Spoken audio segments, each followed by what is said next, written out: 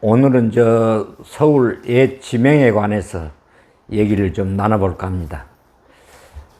한양 서울은 큰 대하가 흐르고 한강이라는, 그리고 남쪽에 관악산, 저 북쪽에는 북한산, 천만이 되는 이 대도시에 한강처럼 큰 대하가 흐르고 오밀조밀한 산들이 그 땅의 형국을 에워싸고 있다는 것은 전 세계적으로 봐도 한양은 명당 중에 명당터가 되겠습니다. 지금 여러분 요즘 파리에서 올림픽을 하고 있는데, 거기 센강, 소위 세느강인데, 거기서 올림픽 축제하는 거 한번 보고 세느강의 크기가 한강의 5분의 1도 안 됩니다. 그래도 그 사람들은 세느강변에 마로니에 숲을 가지고 수없는 시인들이 시를 읊었고, 많은 또 작가들이 노래명을 짓기도 한 데가 바로 센강입니다. 그보다 더 좋고 더 큰 우리 세계적인 명당터 수도 한양은 어떻게 형성이 됐을까? 물론 도참설에 의하면 한양 서울은 언젠가는 도읍지로서 예견하고 있던 지역이었습니다. 고려 왕씨가 송악 개성이 기운이 세잔해지자 조선을 건국한 이성계, 전주 이씨들이 소위 왕씨가 이씨로 바뀌었기 때문에 우리는 역사에선 역성혁명이라고 명을 붙이는 것입니다. 한양 서울은 태조 이성계가 바로 정치를 시작하면서 한양 서울이 된 게 아니고, 개성에서 한 2년간 하다가 1394년 한양 서울로 천도하게 되는 것입니다. 그러면 조선 500년을 개국 공신 중에 1등 공신이었던 삼봉 정도전은 서울의 동네명이나 또 이런 사대문 이름 하나를 짓더라도 옛날 고전인 시경이나 서경에서 그 이름을 따 빌려온 것입니다. 그러면 동, 서, 남, 북 이 사방을 한번 설명을 해 보겠습니다. 첫째, 동쪽을 우리는 흥인지문 이렇게 해서 동대문이라고 하는 것입니다. 그러면 인을 어디서 따왔느냐? 우리 사람의 심성 중 꼭 지켜야 할 오상이 있는 것입니다. 거기에 으뜸이 인이죠. 인, 이, 예, 지, 신 이렇게 해서 오상을 가지고 우리 사대문에 이름을 붙였기 때문에 동대문은 흥인지문이 되는 것입니다. 그리고 서쪽에는 돈이문 하는 것입니다. 이 돈이문은 지금 현재는 그 자리가 강북 삼성병원이 쓴 위치가 되겠습니다. 조금 거기서 옛날 신문로 쪽으로, 다시 말해서 옛 서울고등학교 자리, 지금은 여기가 경희궁이 되겠습니다. 그 언저리에 419 도서관이 있었습니다. 이 도서관 그 자리가 바로 자유당 때 국회 부의장을 했고 의장도 했고 또 부통령 3.15 부정선거에 연루했던 이기붕이라고 하는 사람의 저택입니다. 그것이 4.19 도서관이 됐던 것이고, 설에 의하면 거기는 겨울철에도 불구하고 여름 과일들이 그 창고에서 질벽에 나왔다고 하니 아마도 조선조 세종 임금보다도 더 훌륭한 삶을 산 것 같습니다. 물질적으로. 그래서 서쪽을 돈이문, 물론 오리리자를 쓰겠습니다. 그러면 남쪽은 우리가 숭예문 이렇게 해서 남대문에는 예의가 바르다는 그 예자를 쓰는 겁니다. 저 애도 예자를 쓰는 거죠. 그래서 숭예문 하는 겁니다. 물론 이 글씨는 안평대군이 썼다고 지봉 유서를 썼던 이수광 씨는 주장하고 있고, 또 요건 세종의 셋째 아들 안평대군이 썼다고도 합니다. 이유야 어찌됐건 숭예문은 변함이 없죠. 그런데 숭예문은 국가의 병고가 있을 때마다 화재가 일어났다든지, 물론 임진왜란 때도 화재가 났죠. 또 1910년 경술 국치, 소위 한일 합방이 될 때는 숭례문이라는 현판이 떨어졌다고 합니다. 이때마다 꼭 불길한 징조를 일어나는 거 보면 참 묘한 자연의 섭리가 아닐 수가 없습니다.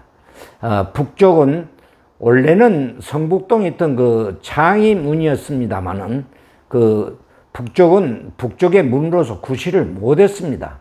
그래서 지금 세금정 쪽에서 그 홍은동 쪽을 내려가면은 그쪽에 홍지문 이렇게 해가지고 지혜 지자를 써서 동서남북을 인, 예, 에, 지 이렇게 지었던 겁니다. 그럼 오상중 마지막 시는 어디에 썼느냐?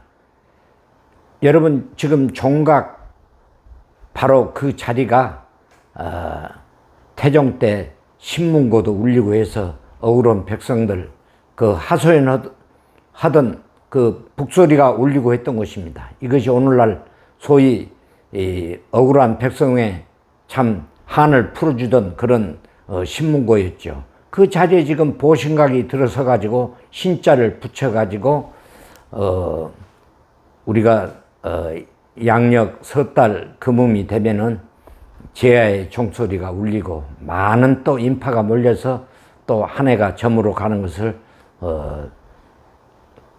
서울 시민이 모여서 전야제를 하는 곳입니다. 이렇게 해서 인이예지신에서 우리 조상들은 그 문의 이름을 하나 붙이더라도 의미가 깊고 참 뜻이 있는 이렇게 이름을 명해서 그런 숭례문이다 또는 홍제문이다 이렇게 문 이름을 붙이게 된 것이죠.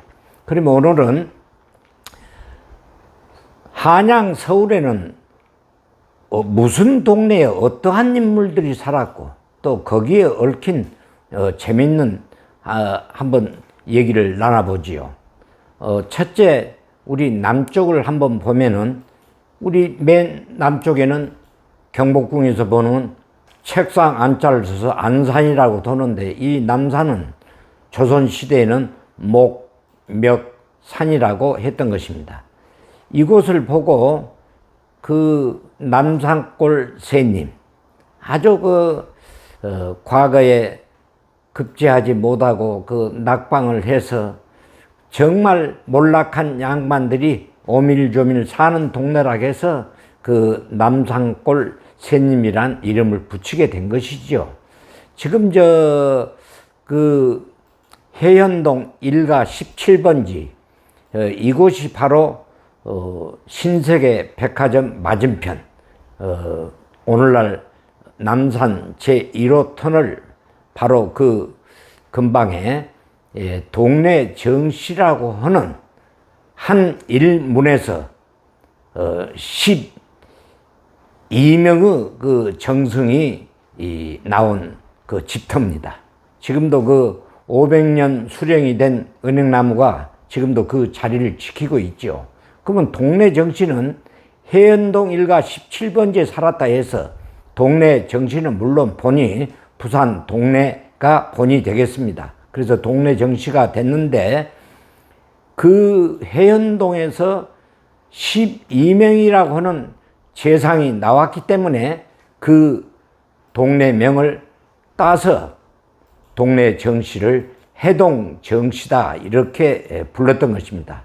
아마 우리 역사에서 달성 서씨가 이제 대구 서씨로 그 분파가 되면서 거기 서문상 일문에서 그러니까 문중이 아니고 한 가문에서 그 사람 직손들이 3대 정승, 3대 대제약이 나왔습니다. 그래서 전대미문 후 명문 가문을 만들었는데 그에 못지않는 집안이 동래정씨입니다. 이 동래정씨는 풍당, 뭐 돌을 던져라 하는 애들 동요의 가사말 같습니다만은 여기는 정광필씨를 비롯해서 그 아드님 정복겸씨가 광화 부사를 했죠. 인양반을 재상자리를 못했기 때문에 그 아들 정육일씨가 또 우의정을 했죠. 그러면 할아버지 영의정 정광필씨, 그리고 손자 우의정, 또 그 아들이 정창현 좌의정을 했습니다. 그러니까 그 아버지만 정복겸씨만 제외하면은 내리 4대가 정승을 하게 됐지요. 그러나 그 밑에 정광성씨라고 하는 분이 또 판서를 했기 때문에 정승 자리는 못했습니다만은 또 그 아들 정태화라고 하는 분이 그 우의정을 했지요. 그렇다면은 지금 마지막 우리 조선 500년 역사에서 헌종이 승하하자 대를 이을 8촌까지 자손이 없었습니다. 그래서 찾다가 보니까 그 광화도령 그 7촌 제당숙을 찾아서 그 동래정씨 정원용이라고 하는 영의정이 그 철종을 광화도령을 모시러 갔던 것입니다. 그래서 조선 500년 역사를 통틀어 풍당만 아니면 동래정씨는 8대가 정승을 한 집안입니다. 그러나 이제 대구 서씨도 3대 정승을 서문상이라는 한 가문에서 그 아들 서종태가 영의정을 했고 또 그 아들 서명균이 좌의정을 했고 대단한 분입니다. 서명균 씨는. 그리고 그 아들 서지수가 영의정을 했지요.